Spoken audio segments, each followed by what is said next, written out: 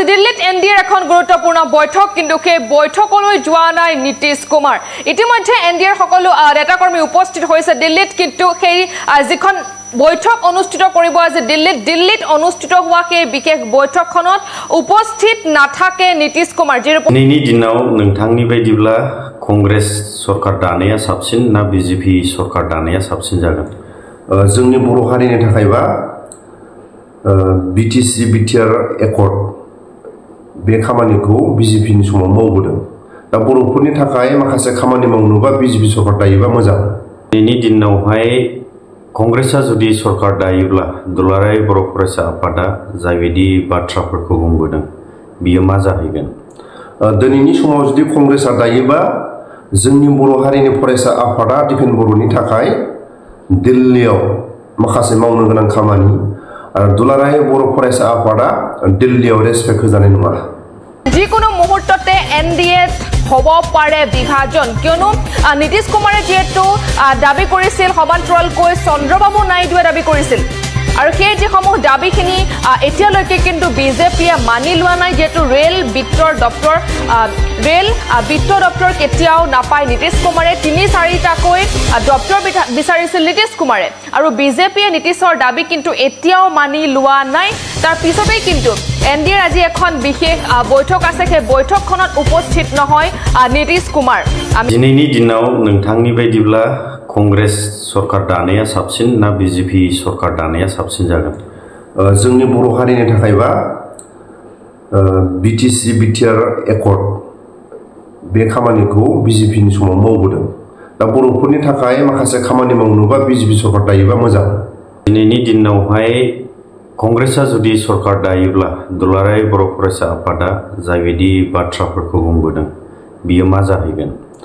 दिनैनि समाव जुदि कंग्रेसआ दायोबा जोंनि बर' हारिनि फरायसा आफादा डिफेन बर'नि थाखाय दिल्लीयाव माखासे मावनो गोनां खामानि आरो दुलाराय बर' फरायसा आफादा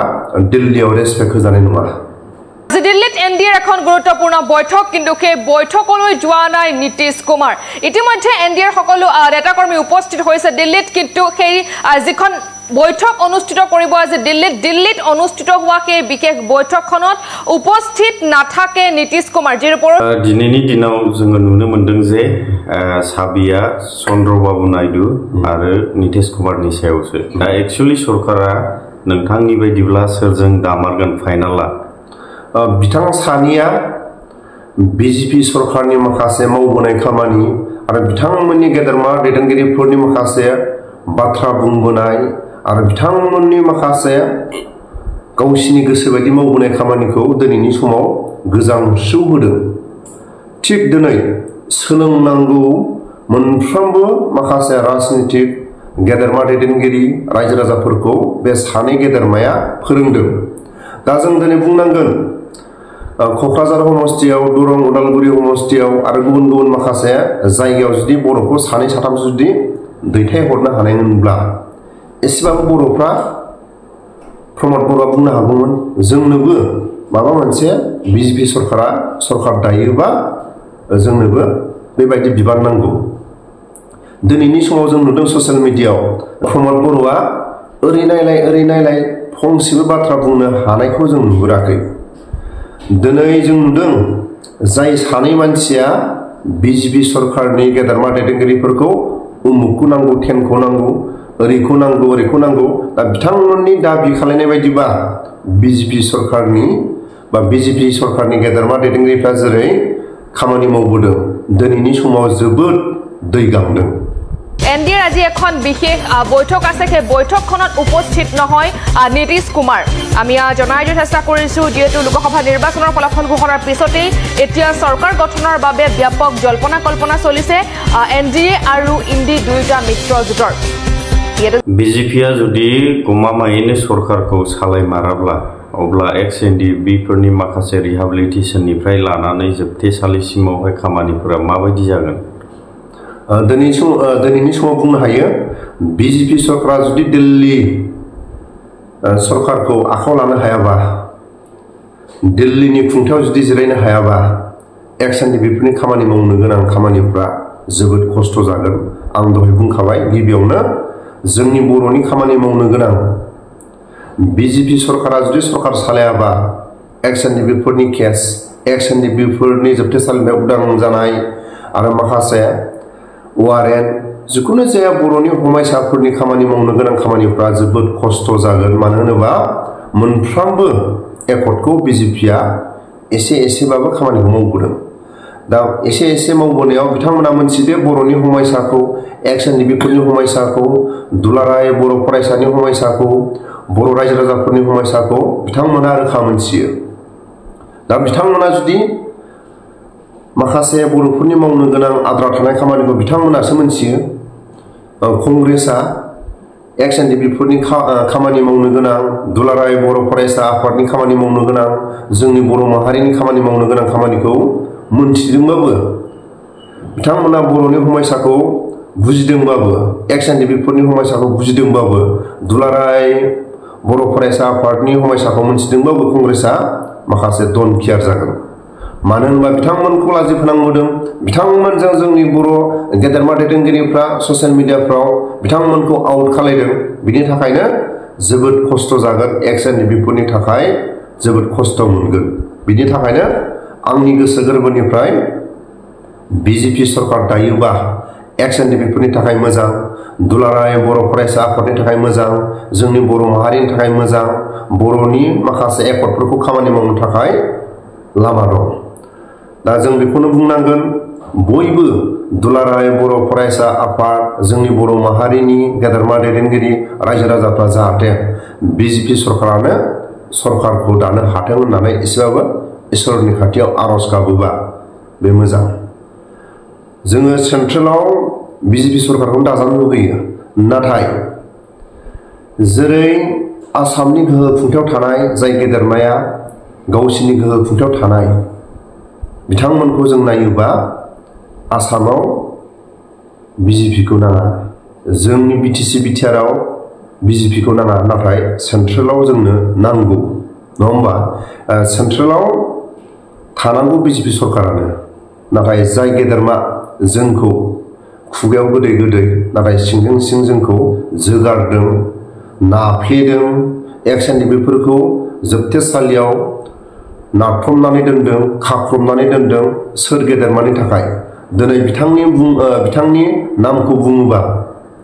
जाय आसामनि गेदेरमानि मुंखौ बुङोबा हयथ' दिनैनि समाव गोसो बायदि इनकाउन्टार खालामनो हायो गोसो बायदि जोबथेसालियाव हरनो हायो गोसो बायदि पानिश होनो हायो बिनि थाखायनो जाय आसामनि गेदेरमा बिथांनि आखल आखु होननानै जोंनो आसामाव बा BTC-बिटिआरआव BJP सरकारखौ नाङा दिल्ली बा सेन्ट्रेलनि गोहो खुंथाय BJP सरकारखौ जोंनो नांगौ আজি দিল্লীত এনডিএৰ এখন গুৰুত্বপূৰ্ণ বৈঠক কিন্তু সেই বৈঠকলৈ যোৱা নাই নীতিশ কুমাৰ ইতিমধ্যে এনডিএৰ সকলো নেতাকৰ্মী উপস্থিত হৈছে দিল্লীত কিন্তু সেই যিখন বৈঠক অনুষ্ঠিত কৰিব আজি দিল্লীত অনুষ্ঠিত হোৱা সেই বিশেষ বৈঠকখনত উপস্থিত নাথাকে নীতিশ কুমাৰ যিৰ পৰহিৰ দিনটোত এনডিএৰ এখন বৈঠক হৈছিল আৰু সেই বৈঠকখনতেই নৰেন্দ্ৰ মোদীক পুনৰ তৃতীয়বাৰৰ বাবে প্ৰধানমন্ত্ৰী হিচাপে নিৰ্বাচিত কৰা হৈছিল আৰু দেওবাৰৰ দিনটোত প্ৰধানমন্ত্ৰী হিচাপে নৰেন্দ্ৰ মোদীয়ে শপত গ্ৰহণ ল'ব তাৰ পূৰ্বেই কিন্তু আজিৰ দিনটোত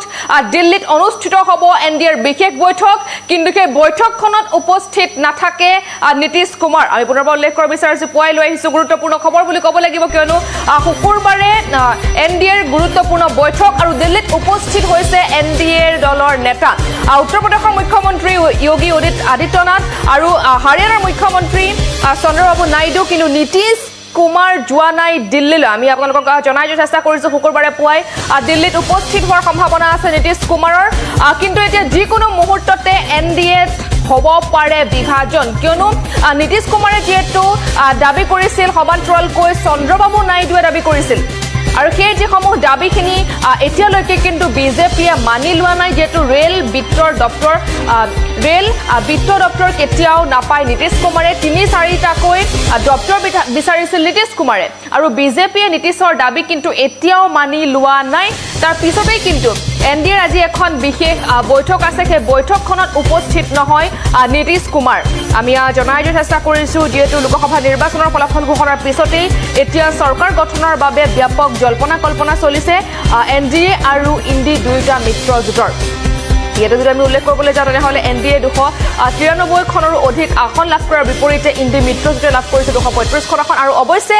চৰকাৰ গঠনৰ পথত শক্তিশালী হৈ আছে NDA কিন্তু তথাপিও যেন আলোচনা তথা পৰিকল্পনাৰ শেষ নাই কিয়নো কোনো দলেই যাতে এই মুহূৰ্তত মিত্ৰতা ভংগ কৰিব নোৱাৰে বা ইণ্ডিৰ লগ হ'ব নোৱাৰে তাৰ চিন্তা শেষ নোহোৱা হৈছে এটা বিজেপিৰ যিমান পাৰি সোনকালে চৰকাৰ গঠন কৰি নৰেন্দ্ৰ মোদীক তৃতীয়বাৰলৈ প্ৰধানমন্ত্ৰীৰ আসনত বহুৱাত এতিয়া বহুৱাৰ যি প্ৰচেষ্টাত সেই প্ৰচেষ্টাত ব্ৰতী হৈ পৰিছে গেৰুৱা দলটো আৰু সমান্তৰালকৈ আজি NDAৰ গুৰুত্বপূৰ্ণ বৈঠক আছে দিল্লীত ইতিমধ্যে উপস্থিত হৈছে NDA দলৰ নেতা উত্তৰ প্ৰদেশৰ মুখ্যমন্ত্ৰী যোগী আদিত্যনাথ উপস্থিত হৈছে হাৰিয়ানাৰ মুখ্যমন্ত্ৰী উপস্থিত হৈছে কিন্তু নীতিশ কুমাৰ দিল্লীলৈ যোৱা নাই এই নীতিশ কুমাৰ যিহেতু দিল্লীত ইতিমধ্যে উপস্থিত হোৱাগৈ নাই ইয়াৰ পৰা ইয়াকে মানিব পাৰি যে যিকোনো মুহূৰ্ততে কিন্তু NDAত বিভাজন হ'ব পাৰে কিয়নো নীতিশ কুমাৰে দাবী কৰিছিল যে বিহাৰৰ বাবে সুকীয়া ৰাজ্যৰ মৰ্যাদা বিচাৰিছিল সমান্তৰালকৈ 3-4টাকৈ দপ্তৰ নীতিশ কুমাৰে বিচাৰিছিল কিন্তু আচলতে যদিও নীতিশ কুমাৰে বহুকেইটা দপ্তৰ বিচাৰিছিল সেইসমূহ কিন্তু যিসমূহ দাবী নীতিশ কুমাৰ আৰু চন্দ্ৰবাবু নাইডুৱে উত্থাপন কৰিছিল সেই দাবীসমূহ কিন্তু এটা বিজেপিয়ে মানি লোৱা নাই আমি জনাই চেষ্টা কৰিছো কিন্তু এবাৰ কিং মেকাৰ হৈছে JDU নীতিশ কুমাৰ আৰু TDPৰ হৈছে চন্দ্ৰবাবু নাইডু আৰু কোনো দলেই যাতে এই মুহূৰ্তত মিত্ৰতা ভংগ কৰিব নোৱাৰে বা ইণ্ডিয়াৰ লগ হ'ব নোৱাৰে তাৰ কিন্তু শেষ নোহোৱা হৈছে বিজেপিৰ যিমান পাৰি সিমান সোনকালে চৰকাৰ গঠন কৰি নৰেন্দ্ৰ মোদীক তৃতীয়বাৰলৈ প্ৰধানমন্ত্ৰীৰ আসনত বহুৱাৰ প্ৰচেষ্টাত ব্ৰতী হৈ পৰিছে এতিয়া চৰকাৰ এতিয়া যদি আমি চাবলৈ যাওঁ তেনেহ'লে আজিৰ দিনটোত NDAৰ এখন গুৰুত্বপূৰ্ণ বৈঠক আছে সেই বৈঠকখনৰ বাবে উপস্থিত হৈছে NDA দলৰ নেতা উত্তৰ প্ৰদেশৰ মুখ্যমন্ত্ৰী যোগী আদিত্যনাথ আৰু নীতিশ কুমাৰ কিন্তু সেই যিখন বৈঠক আজিৰ দিনটোত অনুষ্ঠিত হ'ব সেই বৈঠকখনলৈ যোৱা নাই বুলি জানিব পৰা গৈছে ইয়াৰ পৰা এইটোকে ভাবিব পাৰি যে যিকোনো মুহূৰ্ততে কিন্তু NDAত বিভাজন হ'ব পাৰে কিয়নো নীতিশ কুমাৰৰ দাবী এতিয়াও মানি লোৱা নাই বিজেপিয়ে যিহেতু নীতিশ কুমাৰে 3-4টাকৈ দপ্তৰ বিচাৰিছে নীতিশ কুমাৰে বিচাৰিছে ৰেলৰ বিভাগটো বিত্ত দপ্তৰ বিচাৰিছে কিন্তু সেইকেইটা দপ্তৰ এতিয়াও নীতিশ কুমাৰক দিয়াৰ কথা চিন্তা কৰা নাই বিজেপিয়ে এটা উল্লেখ কৰিব লাগিব যেহেতু আজি NDAৰ এখন বিশেষ বৈঠক আছে সেই বৈঠকখনত হয়তো আলোচনা হ'ব পাৰে কোন মন্ত্ৰীয়ে কি দপ্তৰ লাভ কৰিব কোন দলক কি মন্ত্ৰিত্ব দিয়া হ'ব সেইসমূহ আজিৰ বৈঠকখনত কিন্তু আলোচনা হোৱাৰ সম্ভাৱনা আছে